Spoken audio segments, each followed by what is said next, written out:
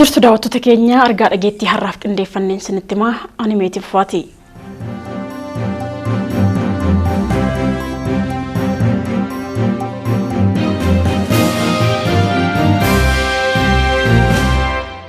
Qorannoo isaa 24 darbeen namoota 190 irratti vaayirasiin koronaa argamu ministeerri fayyaa beeksiseera. Namoonni 5 ammoo lubbuun darbanii jiru. Isaa 24 darbe keessatti qorannoon samudaa namoota 4599 gaggeeffamu ministeerri fayyaa beeksiseera. Namoota kanneen keessaa 135 dhiirota 55 ammoo dubartoota umriin isaanii waggaa 1 hanga waggaa 87 keessatti argama. Namoonni hundinuu lammiilee Itoophiyaa 153 Finfinnee 16 naannoo Oromiyaa 10 naannoo Amaaraa 2 naannoo Tigraay 3 naannoo Harar 3 naannoo Somaaliirraa 3 ammoo naannoo Kibbaaraati. Isaa 24 keessatti vaayirasichaan lubbuun namoota 5 darbeera. Waliigalaan namoonni lubbuun isaanii darbe 32 ga'aniiru. Namoonni dandamatan 18 11 Finfinnee 5 naannoo Amaaraa 2 Somaaliirraa kan dandamatan yoo ta'u waliigalaan ammaatti namoonni dandamatan 379 ga'aniiru. Amma vaayirasichi kan irratti argamu 1923 kan cimaa dhukkubsatanii jiran immoo 32 gara biyya isaaniitti kan deebifaman ammoo 2 waliigalaan Itoophiyaatti qorannoo samudaa namoota 152,334 kan hojjetame yoo ta'u namoonni vaayirasichaan qabaman 2,336 qaqqabu ministeerri fayyaa Dr. Liyaa Taaddasee beeksisaniiru. Sirreeffama gabaasa guyyaa kaleessaa keessatti namoonni vaayirasii koronaa irratti argame 10 gabaasa darbe keessatti eeramanii waan turaniif dogoggoraan gabaafamuu fi gabaasni guyyaa kaleessaa namoota 126 qofa irratti kan argame ta'uu ministeerri fayyaa Dr. Liyaa Taaddasee beeksisaniiru. Gabaasni miidiyaadhaan hoteela riizoortii Soodaree dabalatee dhaabbilee obbo Dinquu Dayyaasaa irratti hojjetamaa jiru kan isaan hin hirmaachisne ta'uu isaatiin maqaa gaarii dhaabbilee fi kan abbaa qabeenyaa balleessuuf kan kaayyeeffate akka ta'e bulchiinsi hoteela riizoortii Soodaree fi gorsaan seeraa abbaa qabeenyichaa komataniiru. Birraa Laggasaa dabalata qaba. Handhuura Oromiyaa Finfinneerraa kallattii bahaatiin fageenya kiiloomeetira 125 irratti akka lakkoofsa Itoophiyaatti bara 1942 mootummaan kan hundaa'e hoteelli riizoortii Soodaree yeroo ammaa umurii maanguddoo tokko lakkoofsiseera. Wiirtuun bashannanaa kun akkuma dhaabbilee misoomaa mootummaa biroo bulchiinsa hoteelota Waabii Shabalee jedhaman jalatti tajaajila dhiqannaa bishaan ho'aa fi hoteelaa kennaa waggoota 60 ol erga lakkoofsisee booda labsii dhaabbilee mootummaa gariin yookiin guutumaan guutuutti gara abbootii qabeenyaa dhuunfaatti jijjiiruuf baheen wiirtuun bashannanaa kunis caalbaasiin bahee gara abbaa qabeenyaatti akka darbu murtaa'e. Bu'uuruma kanaan obbo Dinquu Dayyaasaa caalbaasii kana mo'achuudhaan akka lakkoofsa Itoophiyaatti bara 2003 qooda olaanaa mootummaarraa bitatan. Kaayyoon qabeenya mootummaa gara dureeyyii dhuunfaatti akka dabarfaman taasifameefis dhaabbileen kunneen hammayyeeffamanii tajaajila si'ataa fi qulqullina qabu akka kennanii fi dinagdee sabaa fi biyyaa keessatti gahee isaanii akka bahataniif waan ta'eef abbaan qabeenyaa qooda hoteelaa kanaa bitatan obbo Dinquu Dayyaasaas erga bitanii eegalee dhaabbaticha hammayyeessuudhaan galma hedameef akka ga'uuf halkanii guyyaa humna qindaa'een hojii hojjetaa jiru. Kun osoo kanaan jiru baatii 4 dura miidiyaaleen mootummaan hoogganaman tokko komii hawaasaa naannoo fi gibiraan wal qabatu tamsaasuu eegalan. Wayita sanatti televezyiiniin OBS maddi komii kanaa maal akka ta'e obbo Dinquu Dayyaasaa gaafatee ture. Uummata naannoo wajjiniin humaa komii tokkollee hin qabu. Lafuma abbaa takkaa sinziruma takkallee fudhanne nu. Gabaree duraan nu Shabalee irraa binne mootummaa irraa binne kan mootummaan kaartaa wayilnutti gurgure. Kaartaa san keessa warra jiranillee ganzaba keenya kaffalleet gabareedha kaasaa kaffallee baasaa jirra. Seerri nu ayyamu kaffaluudha. Gabareetu nutti dhufe malee nu watan sanitti dhufe. Duraan beekzee Shabalee irraa wayi mootummaa irraa binnu san nama 120 bichaa ture. Amma kuno nama 300tu jira asuu kan qansiraadhaan kan hojjetu. Nama 300tu hojjetaa jira. Nu bee mootummaallee qarqaarree jirra. Ani bee investimentii babal'isaadhaanis hin fudhanne lafa. Kan bitee Soodaree Riizoort Hoteelii Sheer Kaampaanii hektaara 437 bite. Kana achi deemuu hin danda'u bee. kana achi sinzirii takka deemuu hin danda'u. Baatii lama dura ammoo rakkoon kun furmaata otoo hin argatin godinni Shawaa Bahaa fi Aanaan Adaamaa hoteela riizoortii Soodaree saamsuusaa miidiyaa naannichaan ifoomse. Yeroo kanatti obbo Dinquu Dayyaasaa dhimma hojiitiif biyya keessa waan hin turreef dhimma kanarratti bilbilaan dubbisnee turre. Manaajimentii gaafannee maasxaqaa tokkollee oduutti kennaminiif akkas saamsanii jiran jedhanii seeraan ala akka deemlitti kan manaajimentii kannatti waa'ee gibiraatiin walitti qabatee garuu anumatu beekaa anuu kan beeku gibira saantima takka mootummaan nurraa hin qabu ballee to'ata kun qabu hojjetaa 2,000 ol Soodareen amma yeroo ammaa kan keessa jiru kuni yeroo rakkinni uummatni keenya qabu kanarratti hojiirra ari'uun isaanii baay'ee kan nama gaddisiisu ta'ullee akkuma beekamu anillee rakkoo qabaadhee dabdaabbeedhaan manaajimentii kiyya wajjin dubbatanii hiikuu oduu danda'u mangistiin akkana godhuusaa baay'ee na gaddisiisee jira. Wanna kana caalaa wannan beekuun qabu homaa ani mootummaa harkaa hin bite malee ekspaanshiniidhaanis hin gaafanne Soodareen.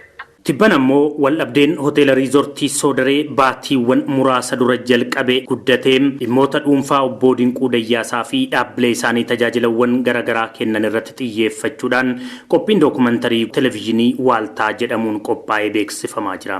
Gabaasni miidiyaaleen dhimmoota kanneen irratti hojjetaa jiran abbaa qabeenyaas ta'ee bakka buutota hin hirmaachifne jechuudhaan bulchiinsi hoteela riizoortii Soodaree fi gorsaan seeraa obbo Dinquu Dayyaasaa komatan. Obbo Argaaddisaa gorsaa seeraa dhaabbilee obbo Dinquutiin dhimmi kun loogii of keessaa qabaa jedhan. Miidiyaan kamiyyuu gabaasee hojjetu warra komii kaasu qofa osoo hin taane warri komiin irratti ka'u sun immoo maal jedhuu jedhee baalaansii godhuun dirqama isaati. Kun seera biyya kanaa keessattis ifaan taa'ee jira.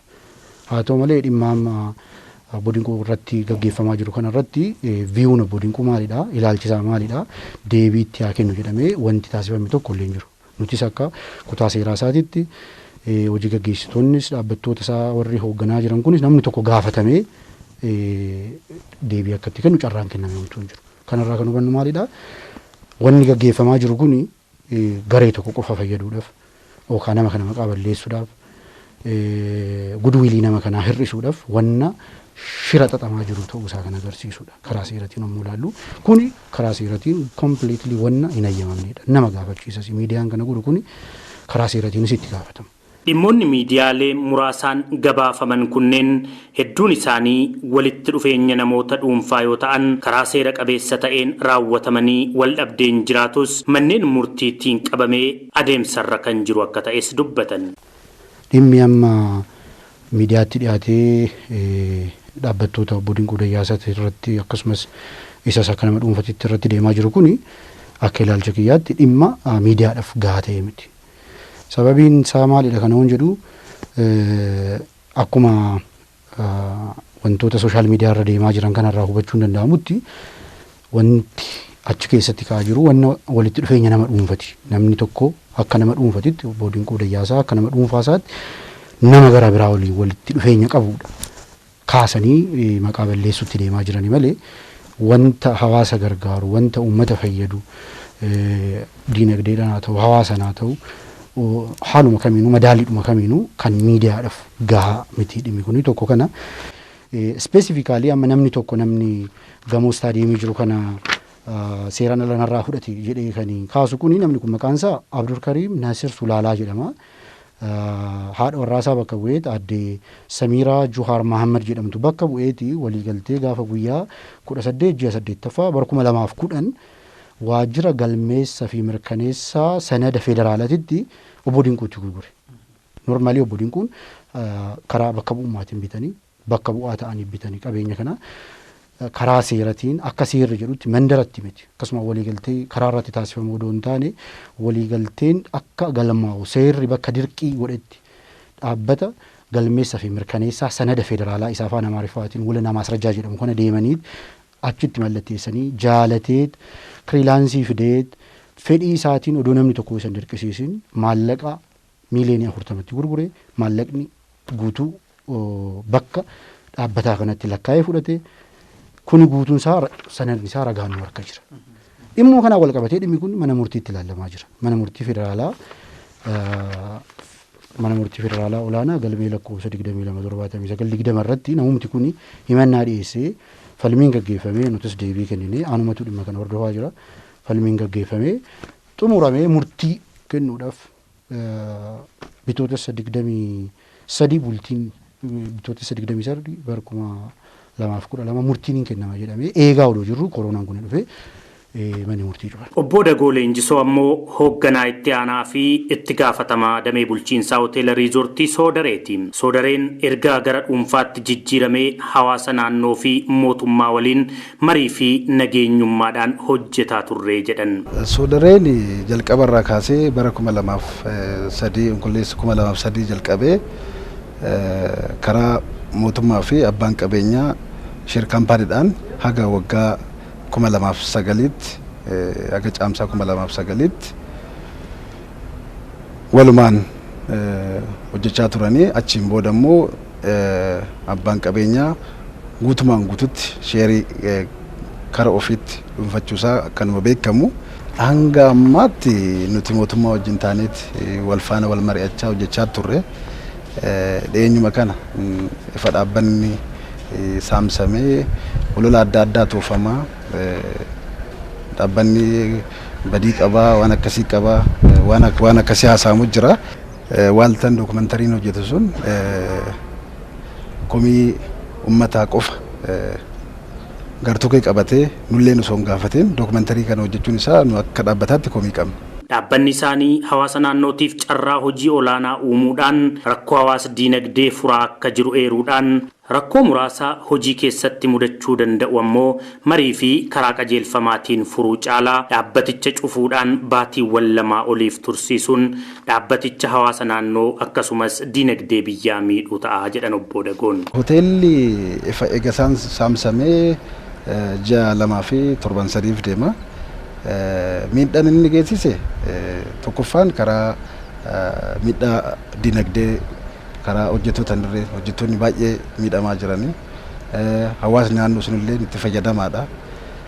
Hawaasni Soodaree kaasee hanga Adaamaatti karaa irratti warri daldalan isaanillee baay'ee miidhamaa jiru yeroo ammaa. Karaa biraatiin immoo dhaabbanni illee yeroo ammaa meeshaalee dhugaatii meeshaalee konistirakshinii aduun dhahaa jira. Hoteelli riizoortii Soodaree handaara laga hawaasatti waan argamuuf bara baraan lolaadhaaf saaxilama. Waqtiin ammaas waqtii gannaa waan ta'eef cufamuu hoteela kanaatiin qabeenyi manca'aa akka jirus dubbatan. Sababa cufamuu dhaabbata kanaatiinis hanni hamaan qabeenya dhaabbatichaa irratti raawwatamaa akka jiru dubbatan. Waldhabdee hojii keessatti mudachuu danda'an kanneen miidiyaaleen afarsuu caalaa mootummaa fi qooda fudhattoonni dhimma kana marii fi qajeelfamaan furuu akka barbaachisus dhaamaniiru. Nuti akka dhaabbataatti mootummaa kan gaafannu yeroo ammaa kana hojjetaan miidhamaa jira, hawaasni naannoo miidhamaa jira, dhaabbanni miidhamaa jira, mootummaan illee galii guyyaa guyyaan argatu dhabaa jira. Osoo rakkoon fedhallee jiraate karaa seeratiin laalamee karaa seeratiin furamuu osoo ta'u osoo qabu hoteelli kun ji'a 2 fi 7 cufamee turuunsaa biyyaaf illee miidhaa guddaa waan ta'eef hoteelli kun kan nama tokko qofaa miti qabeenya biyyaati. Kanaaf dhaamsa hin qabu mootummaan hoteela kana banee uummanni illee warri naannoon hawaasa naannootti illee hojjetaan illee dhaabbanni illee mootummaan illee galii guyyaa guyyaan argatu san akka irraa argachuu qabu akka nuuf yeroo dhiyoo keessatti nu banu dhaamsan dabarsa. Daawwattoota keenya kan hanga ammaatti daawwachaa turtan argaa dhageettii OBS irraa simbira ga'uudha. Argaa dhageettii har'aa waliin immoo animeetii uffaati nagaa ta'a.